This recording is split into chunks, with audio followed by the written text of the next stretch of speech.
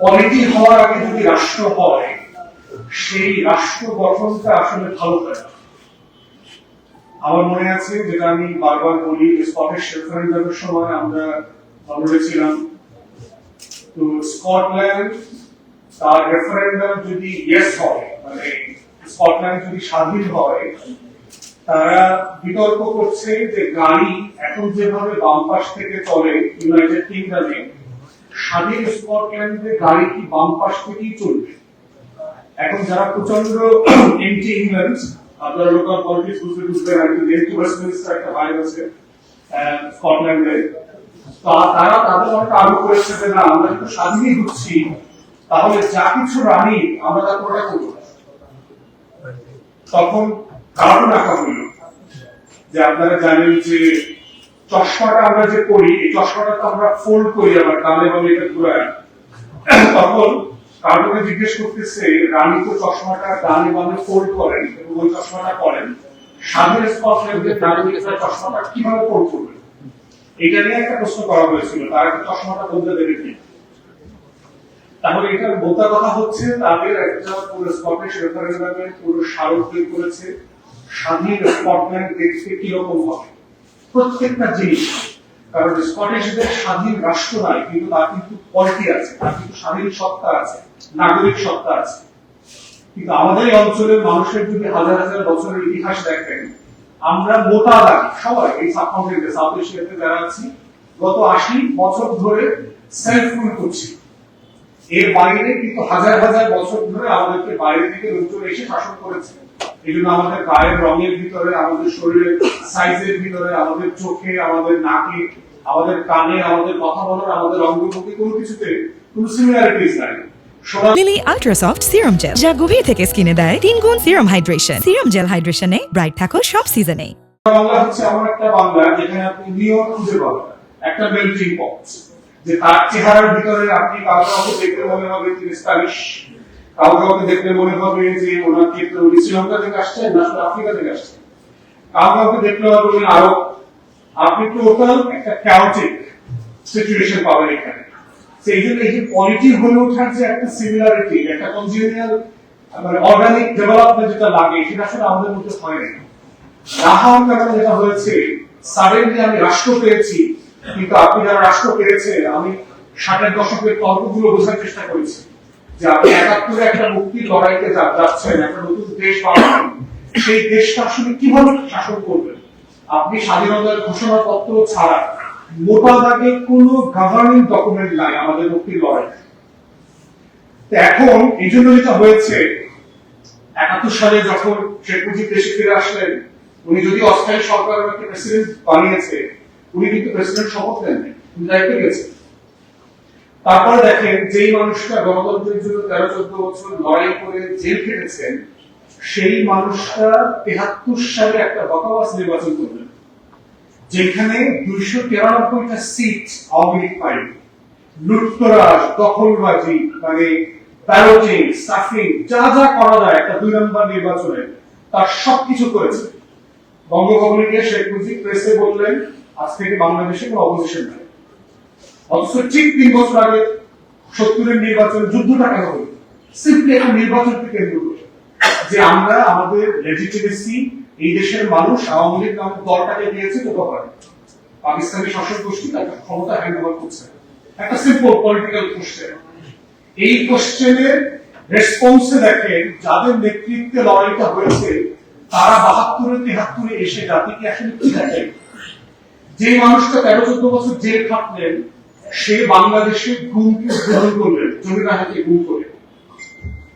তারপরে হচ্ছে সিরাজ শিকদারকে ক্রসফায়ার দিয়ে ক্রসফায়ারকে উদ্বোধন করলেন, যিনি পুরো পাকিস্তান আমলে মানে পত্রিকা নিষেধ করা, কমিউনিস্ট পার্টিকে ব্যান করা, এগুলোর বিরুদ্ধে লড়াই করেছেন, মিছিল মিটিং করেছেন। তিনি সকল রাজনৈতিক দল নিষেধ করে, নিষেধাজ্ঞা দিয়ে ব্যান করে, কমিউনিস্ট পার্টিকে নিয়ে 3-4টা দল মিলে আপনার বাকশাল করলেন, চতুর্থ সংবিধান করলেন, সংশোধনী করলেন। তিনি প্রেসিডেন্ট পদে আসতেছেন, প্রধানমন্ত্রী হইতেছেন, প্রেসিডেন্ট হইতেছেন। It's just a chaos within himself. তার মনস্তত্ত্বে চিন্তা করে দেখেন। তাহলে আমাদের স্বাধীনতার ঘোষণাপত্রে কি ছিল? বলা ছিল যে রাষ্ট্র 3টা মূলনীতির উপরে পরিচালিত হবে। সাম্য, মানবিক মর্যাদা, সামাজিক সুবিধা, তার কোনটা আসলে উনি গভর্নিং প্রিন্সিপাল আকারে ইমপ্লিমেন্ট করলেন? উনি সেনাবাহিনী প্যারালাল মিলিশিয়া বাহিনী তৈরি করলেন, যে মিলিশিয়া বাহিনীগুলো ইন্ডিয়ান ট্রেনিং এ টাকায় রয়ের প্যাট্রোনেজে হয়েছে, মুজিব বাহিনী, রক্ষী বাহিনী, তাদেরকে ইন্ডেমনিফাই করলেন। এক্স্যাক্টলি র্যাবকে এবং আলাদা আলাদা এই যে ল এনফোর্সমেন্ট এজেন্সি যে চরিত্র ডক্টর নাবিলা লেখায় তার বক্তব্যে রিপিটেডলি বলছে, বক্তব্য আকারে এক্স্যাক্টলি প্রত্যেকটা কাজ করলেন। কিন্তু এগুলোর বিরুদ্ধে কিন্তু পাকিস্তান আমলে এগুলোর বিরুদ্ধে লড়াই করেছেন, সংগ্রাম করেছেন, গ্রেফতারের বিরুদ্ধে মিছিল করেছেন।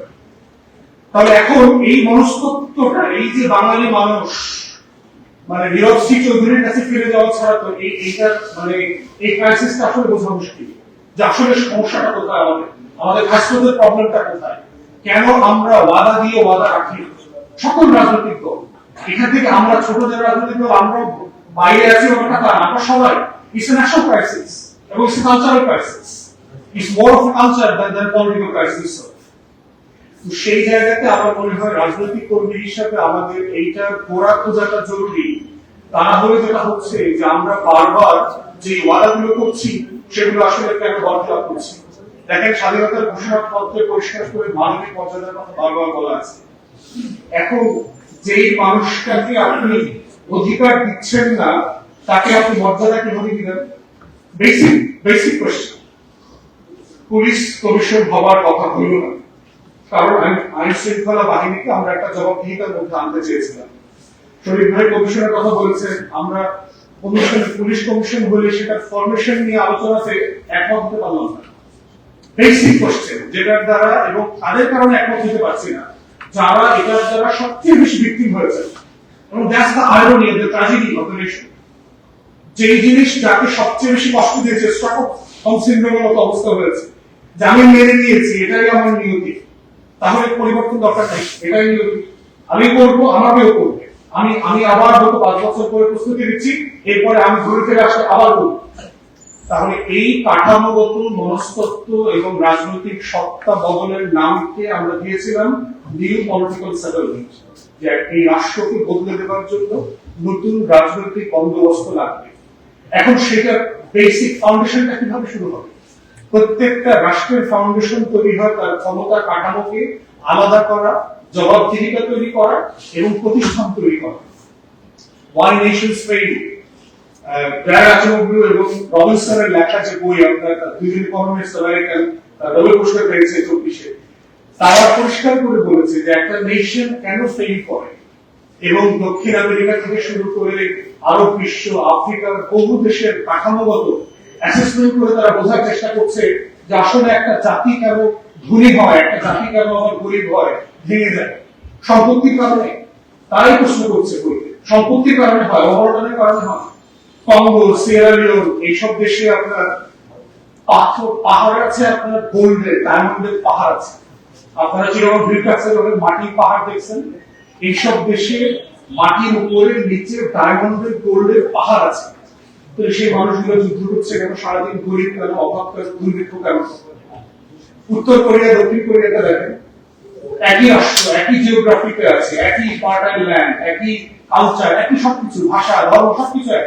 একজন G8 এর সদস্য, আরেকজন হচ্ছে অভাব অন্তরে দুর্ভিক্ষে আছে।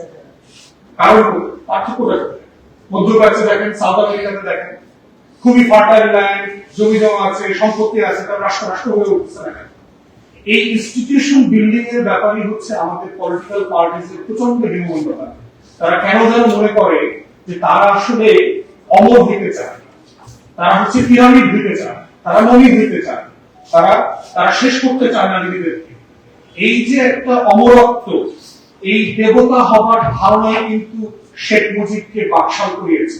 শেখ মুজিবের নেতৃত্বে প্রথম ফ্যাসিবাদী শাসন ব্যবস্থা তৈরি হয়েছে। এই অমরত্বের ধারণার কারণে কিন্তু 4000 কোটি টাকা গরিব দেশের টাকা দিয়ে শেখ মুজিবের পরিবারের মুক্তি বানানো হয়েছে। এই অমরত্বের কারণে কিন্তু হাসিনা বিদায় দিতে চায়নি। এই অমরত্ব হচ্ছে রাষ্ট্রকে, রাষ্ট্রের রাজনৈতিক দল এবং ব্যক্তিকে নাগরিক সত্তা আকারে বিল করতে দিচ্ছে, ইনস্টিটিউশন তৈরি করতে দিচ্ছে। তাই আজকে রাজনৈতিক দল আকারে, কর্মী আকারে আমাদের এই তত্ত্বটা আলাদা তোলা দরকার। আমাদের যারা গার্ডিয়ান আছেন, মুরব্বীরা আছেন, তারাও আমাদেরকে বলা দরকার যে সমস্যাটা কোথায়, সম্পর্কটা কোথায়। কদিন পরে এনসিপি ক্ষমতায় আসলে কি আমাদেরকে এই একই আলোচনা এনসিপি নিয়ে করতে হবে? এই পার্টি ক্ষমতা আসলে কি কদিন পরে একই সমালোচনা এই পার্টিকে নিয়ে করতে হবে?